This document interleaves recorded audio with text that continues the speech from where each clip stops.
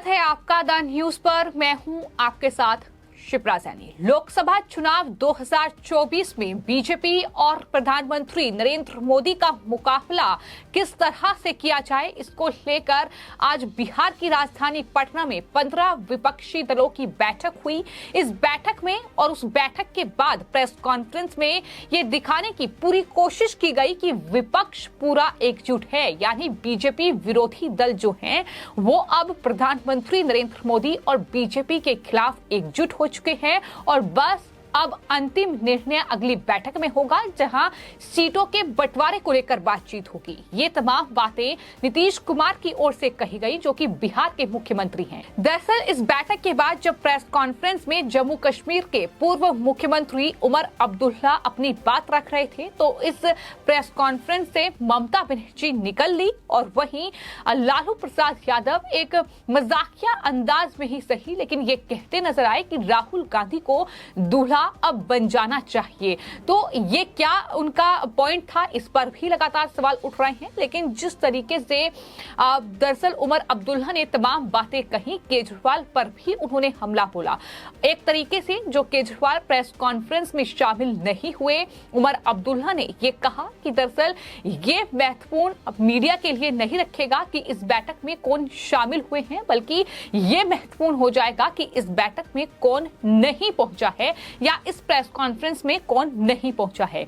जाहिर तौर पर बैठक में अरविंद केजरीवाल पहुंचे थे, लेकिन वो प्रेस कॉन्फ्रेंस में नजर नहीं आए, जिसको लेकर उमर अब्दुल्ला ने केजरीवाल पर ये हमला बोला। तो कुल मिलाकर तस्वीर ये है कि विपक्ष में अभी भी फूट पड़ी हुई है।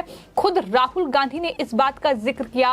उद्धव ठाकरे जो कि महाराष्ट्र के पूर्व मुख्यमंत्री रहे हैं, उन्होंने ये बात कही और साथ ही पश्चिम बंगाल की मुख्यमंत्री ममता बनर्जी ने भी ये माना कि दरअसल अलग अलग दलों की अलग अलग विचारधारा है, लेकिन ये प्रधानमंत्री नरेंद्र मोदी और बीजेपी के खिलाफ एकजुट होने की एक कोशिश है, जिसकी शुरुआत जो है वो बिहार की राजधानी पटना से हुई है।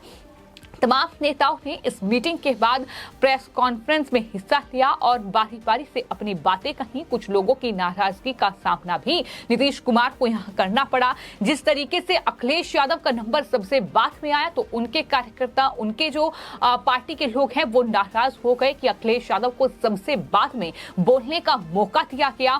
तो कुल मिलाकर ये तमाम चीजें नजर आई। वहीं आपको ये बता दें कि इस बैठक के बाद नीतीश कुमार ने ये कहा कि दरअसल बैठक में मजबूती के साथ प्रधानमंत्री नरेंद्र मोदी के खिलाफ मोर्चेबंदी का ऐलान जो है वो विपक्ष की ओर से किया गया है।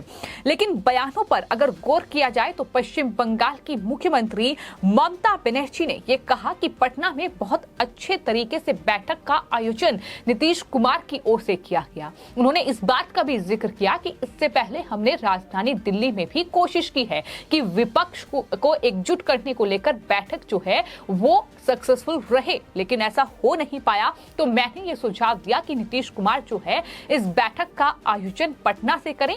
और इसी बात पर उन्होंने कहा कि लालू बहुत दिनों बाद राजनीतिक मंच पर उतरे। उन्होंने ये भी कहा कि मैंने नीतीश को पटना में मीटिंग के लिए इसलिए बोला क्योंकि यहां से बहुत से जन आंदोलन शुरू हुए हैं।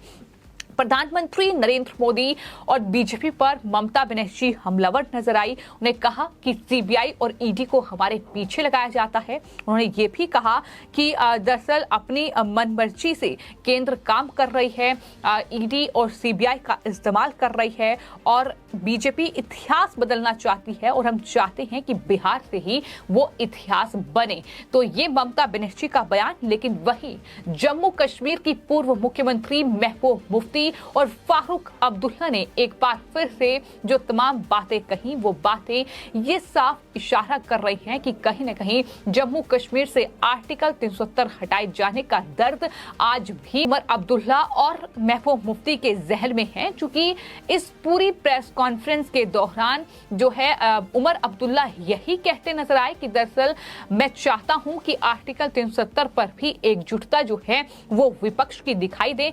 इतना ही नहीं, उमर अब्दुल्ला ने अपने भाषण की शुरुआत ये कहते हुए की कि वो एक ऐसे बदनसीब इलाके से आते हैं जहां लोकतंत्र की हत्या हो रही है।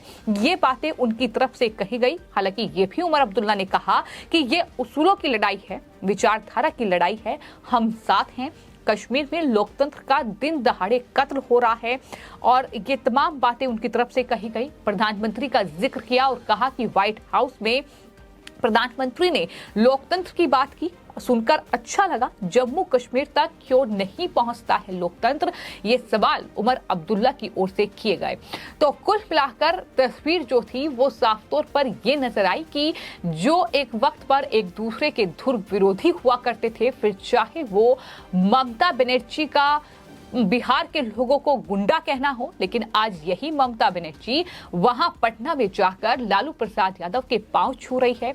फिर चाहे वो उद्धव ठाकरे का महबूब मुफ्ती के बगल में इस बैठक में और इस प्रेस कॉन्फ्रेंस में बैठना हो, जो कि विचारधारा बेहद विपरीत है। और बाला साहेब ठाकरे ने यह कहा था कि कांग्रेस के साथ नहीं जाऊंगा, चाहे मुझे जो है अपनी दुकान बंद करनी पड़ जाए। लेकिन आज यही तमाम नेता एक दूसरे के बगल में बैठकर ये सुर अलाप रहे हैं कि हम सब एकजुट हैं, लेकिन एकजुटता कहीं भी दिखाई नहीं दे रही है। हालांकि आने वाले वक्त में ही कुछ घंटों के बाद ही शायद ये तस्वीर भी नजर आएगी जब यही नेता एक दूसरे पर आरोप प्रत्यारोप लगाते नजर आएंगे। लेकिन आज बयानों में इस तरह से बयान सामने आ रहे थे कि सिर्फ और सिर्फ बीजेपी के खिलाफ जहर है, सिर्फ और सिर्फ प्रधानमंत्री को हराना है। यही वजह है कि महबूब मुफ्ती ने भी जो बातें कही, उन्होंने कहा कि कश्मीर में जो हुआ वो देश भर में हो रहा है। महबूब मुफ्ती ने यह कहा कि जम्मू कश्मीर लोकतंत्र सेकुलरिज्म पर हमले की प्रयोगशाला है।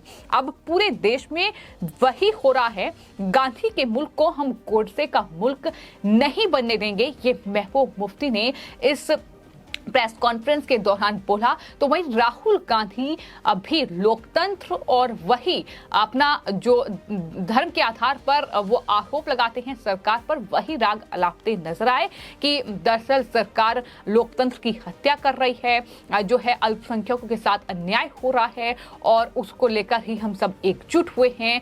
हम सत्ता नहीं, हमारा मकसद है बीजेपी को हराना। इस तरह के बयान जो हैं वो विपक्षी एकता की इस बैठक के बाद सामने आए। लेकिन बीजेपी के नेता सुशील मोदी ने बड़ा हमला बोला है। उन्होंने ये कहा है कि दरअसल इस विपक्षी एकता की बैठक का मतलब क्या था। सिर्फ निर्णय इस बात को लेकर हुआ है कि अगली बैठक जो है वो शिमला में होगी। इसके अलावा इस बैठक में कोई निष्कर्ष नहीं निकला है। उन्होंने ये भी पूछा कि प्रधानमंत्री नरेंद्र मोदी का मुकाबला आखिर 2024 में कौन करेगा। क्या वो राहुल गांधी होंगे, क्या वो अरविंद केजरीवाल होंगे, ममता बनर्जी होंगी, या कौन होगा। ये सवाल अब बीजेपी की ओर से पूछा गया है। तो कुल मिलाकर ये बैठक जो है वो कहीं ना कहीं सवालों के घेरे में है। सवाल शुरू से ही उठ रहे थे जब से कहीं ना कहीं इस बैठक की घोषणा हुई थी। उसके बाद पोस्टर वॉर देखने को मिला, उसके बाद कई राज्यों के मुख्यमंत्री के बीच कहीं ना कहीं जो वॉर देखने को मिला। फिर चाहे वो अरविंद केजरीवाल का चिट्ठी लिखना हो इन विपक्षी दलों को, या फिर स्टैलिन का कांग्रेस पार्टी को लेकर विरोध जताना हो। और कहीं ना कहीं इस बैठक के बाद जिस तरीके से अरविंद केजरीवाल, पंजाब के मुख्यमंत्री भगवंत मान, तमिलनाडु के मुख्यमंत्री स्टैलिन जो है प्रेस कॉन्फ्रेंस में नहीं पहुंचे, ये तमाम बयान सामने आए। लालू प्रसाद यादव जो कि काफी वक्त के बाद जो है किसी प्रेस कॉन्फ्रेंस में नजर आए, उन्होंने जरूर ये कहा कि मैं अब बिल्कुल फिट हूं, अब मोदी को फिट करना है। इस तरीके के बयान